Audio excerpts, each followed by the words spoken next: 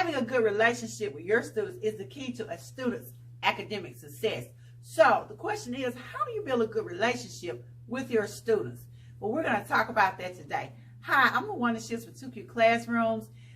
This is my space for homeschool moms, homeschool dads, and of course my fellow teachers. And we're talking about building relationships with our students.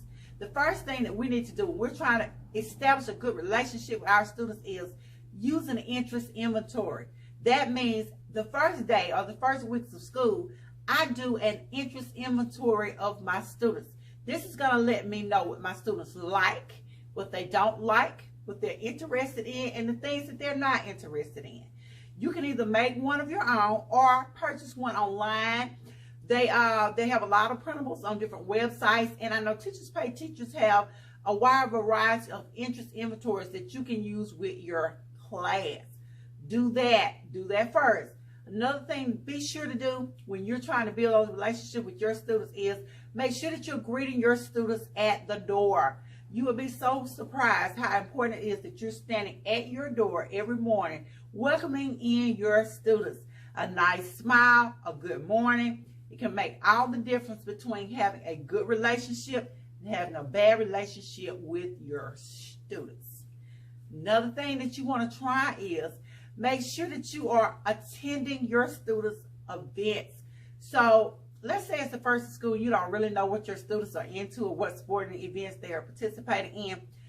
Still, you can attend those events, those basketball games, those football games, those soccer games, volleyball games, whatever it is that they're doing. If they are participating in an art exhibit, whatever it is that you can go be a part of to let them know you're interested in what they're doing outside of your class can make all the difference between having a good relationship with them and having a bad relationship. Make sure that you watch enough that you can comment on, oh, you did a great job, or oh, that looked really neat. You know, you'd be surprised how much it matters to your students whether you are present at their events or not.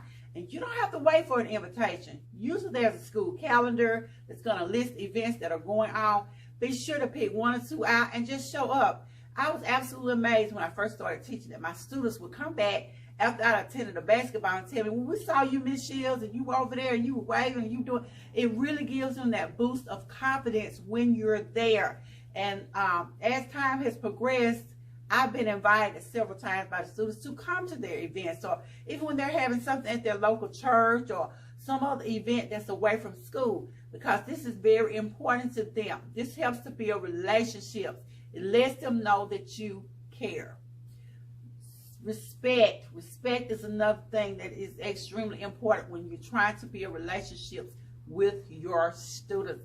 Show your students some respect. And I know you may be saying, hey, I'm the teacher, I'm the adult. What I say goes. It's very important that they respect me. That's true. But be sure that you show your students some respect. I'm not saying you have to agree with everything they do. I'm not saying that you have to just bow down and cower before them. But let them know you respect them and respect their opinion. So if you're having a discussion in class and they give you an answer that you don't like, especially if it's an opinion, something that has to do with an opinion, just say, well, thank you for your opinion, little Susie or little Johnny, and I'll take it into consideration. But I always realize that you don't have to agree with them, just as long as you show them some respect. Before I go any further with this video, make sure you give this video a like, a thumbs up, to subscribe, and follow me for more teaching tips and hacks. So back to our video. Be sure that you learn your students' names. And I know that can be hard when you get to teaching 100, 200 kids, especially in the beginning. But look at your students and find a way to learn their names. Address them by name whenever you can. If you can't pronounce their name, because I know over the years I've had some students with names that were really difficult to pronounce. Find some part of their name, their last name, or get them to keep saying it until you get it. Because that's showing them that you care about them. That's individualizing them.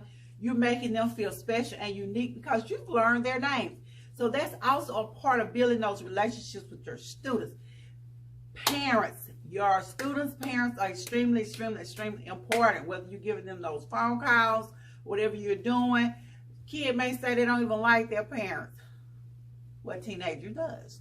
But it doesn't matter. Regardless of what they say, build those relationships with their parents. It's another way of letting them know that you are concerned about them, that you care about them, what they think matters to you. So when you're trying to get into contact with their parents, make sure that you're giving those parents those phone calls. Make sure you're sending those newsletters home. Make sure you're emailing those parents.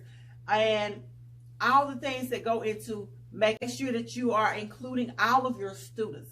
That way they don't feel left out and they don't think you have a favorite. How do you do that? There are little apps that you can put on your computer or websites that you can go to that rotate students' names. Or if you want to do it the old way, use the popsicle sticks. Whatever works, but make sure you're being inclusive with your students. This is LaWanda Shields with 2Q Classrooms, talking to my fellow teachers, homeschool moms, and or homeschool dads about building relationships with our students. See you guys in the next video.